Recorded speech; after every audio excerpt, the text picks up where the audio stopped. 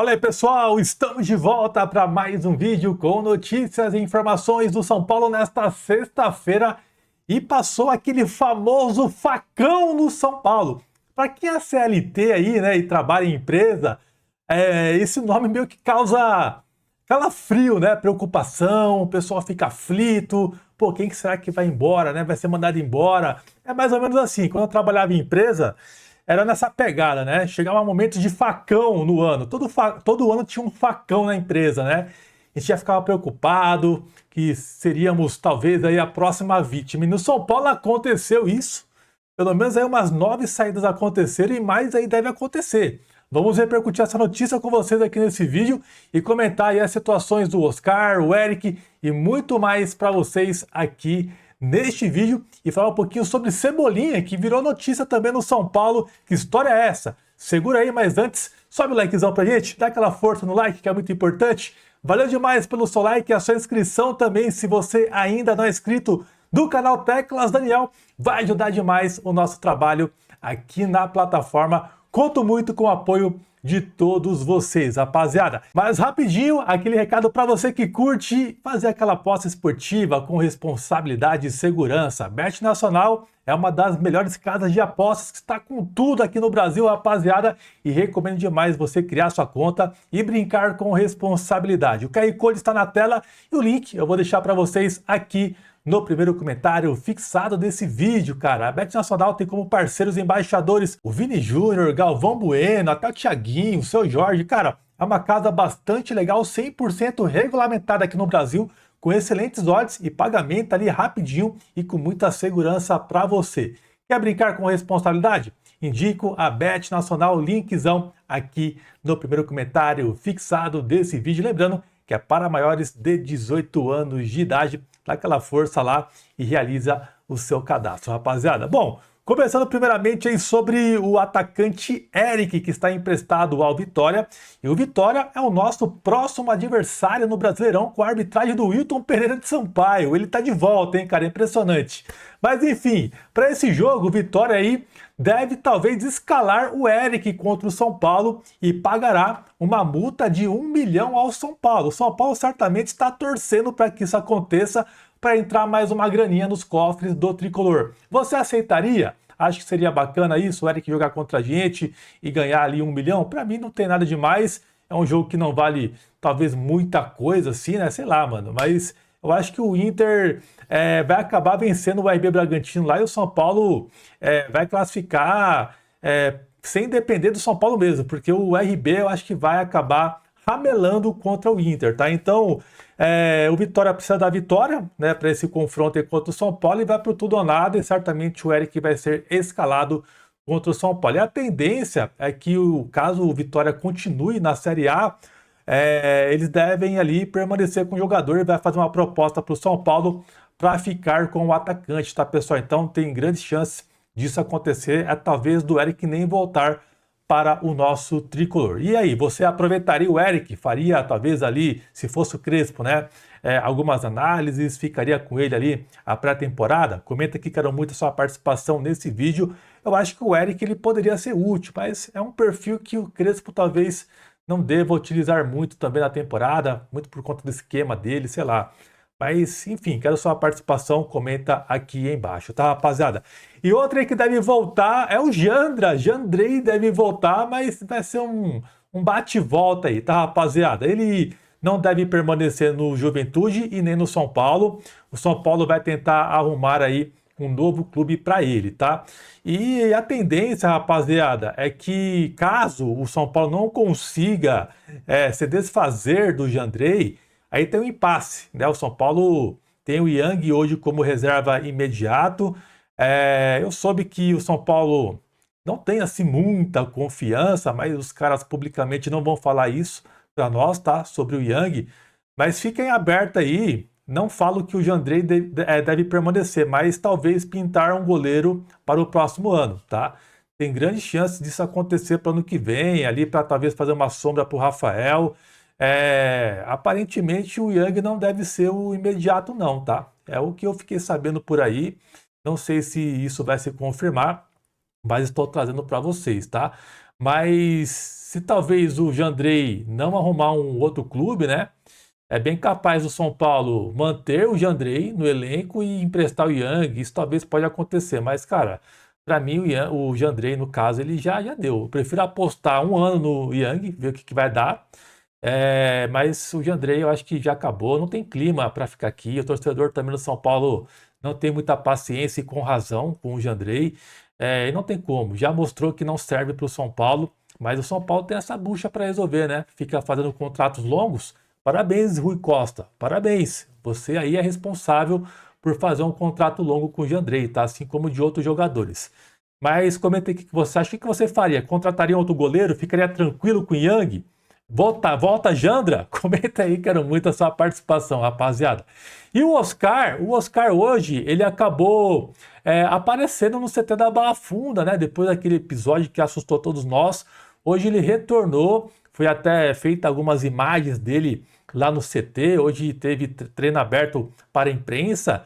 Acabou ali reencontrando os companheiros, integrantes da comissão técnica e também de funcionários, né? Teve até um videozinho que ele acabou acenando para os jornalistas, mas a tendência é que o Oscar não deva permanecer ano que vem. Ainda não passaram nada assim oficial, tá?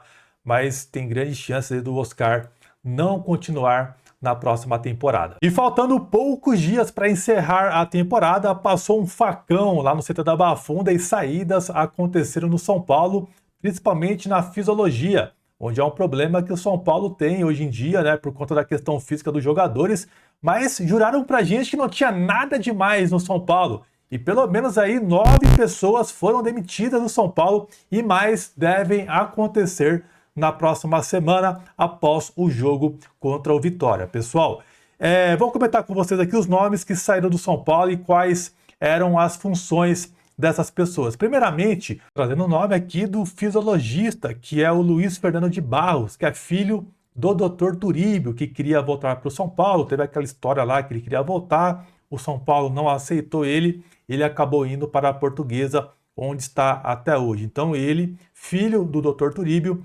deixa o São Paulo aí no comando da fisiologia do São Paulo. Saíram também aí o Almir Rosano, podólogo, Cristiano Ramos, líder de rouparia, Ricardo dos Santos, massagista, Adriano Titon, preparador físico, Daniel Barbosa, encarregado de segurança e Ailton Rodrigues, encarregado dos massagistas. Por enquanto, essas foram as primeiras pessoas a deixarem o São Paulo nessa limpeza na Barra Funda e mais deve acontecer na próxima semana. Cara, eu acho que foi certo essas saídas aí para mim, tá? Sem conhecer literalmente os seres humanos, os profissionais, a gente fica um pouco assim chateado por conta do ser humano, né? Que acaba que deixa um bom emprego, mas essas pessoas certamente aí vão achar outros empregos aí, certamente de forma até fácil e rápida, tá? Mas precisa pensar no lado do clube, né? No lado de empresa, profissional do São Paulo e, de fato, as mudanças deveriam acontecer e eram críticas que fazíamos, né, em cima do São Paulo por conta disso. E essas saídas, mediante a nossa apuração aqui do canal, elas partiram do Márcio Carlomagno, ele que fez essa demissão em massa no São Paulo no dia de hoje. Ela não partiu do Casares. O Márcio, ele tem total liberdade de fazer essas mudanças lá no São Paulo, no Morumbi. Ele é o CEO agora, como diz o Casares, né? Lá na Barra Funda, então ele tem essa autonomia de realizar essas mudanças, tá? Até o Daniel do Resenha, o Dani Campos, ele respondeu um post que eu fiz lá no X, onde eu comentei referente a essa mudança, que eu achei válido, tinha que mudar mesmo. Ele levou um ponto importante que eu não tinha pensado muito nisso, né? Que ainda falta um jogo, no caso, né, contra o Vitória, e é um jogo que vale ainda a classificação para o São Paulo para Libertadores, para pré-Libertadores no caso. E talvez essas mudanças, né, poderiam acontecer após, né? Até concordo, né? Concordo com isso, que deveria acontecer depois, por conta de um jogo, esperar mais um pouquinho. Esperamos até agora, né? Então, falta um jogo, poderia talvez acontecer isso depois, né? Mas, cara, o São Paulo já largou o ano faz tempo, se você for olhar por esse ponto, né? Casares mandou jogos na Vila, shows no Morumbi, poucos se importaram se iria ou não para Libertadores. Os caras literalmente não se importaram para isso, né? Então, eu concordo, né, no ponto de ter esperado talvez um pouco, mas também para mim não iria fazer nenhuma diferença esperar um pouco ou não. A gente já tomou 6 lá do Fluminense e já viu que tá uma zona e tem que ter uma resposta, tem que sobrar para alguém, entendeu? O meu ponto de vista é isso, respeitando a opinião dele, tá? Mas, cara, empresa é assim, empresa vem de surpresa e passa o facão, né? Então, acontece em qualquer lugar, né? É que na questão de futebol, a gente sabe que tem outros contextos, né? Jogadores às vezes não gostam, ficam chateados que mandou embora determinado profissional que eles gostavam. Mas se tiver jogador que tem esse pensamento lá dentro e fazer biquinho, ficar puto, tem que ir embora junto também, entendeu? Mas, cara, tem que ter pulso firme, né? Na minha visão é isso, meio que tá dando recado para quem fica, né? Ó, estamos nem aí. Trabalhar errado agora comigo vai ser assim, demissão. Eu vejo talvez como uma forma de resposta, mas claro também que pode ter talvez o lado do ego, né? O lado político também em jogo, querer não mostrar serviço, tem tudo isso. Mas, sinceramente, cara, respeitando a opinião lá do Dani Campos, eu, pra mim, cara, não vejo diferença nenhuma agora ou depois, sei lá, por conta do que já fizeram, tá? Mas na linha dele tá correto. Tinha que esperar um pouquinho, acabar ali a temporada, por conta de 3 dias. Espera um pouquinho mais, né? Que diferença vai fazer se você for olhar, né?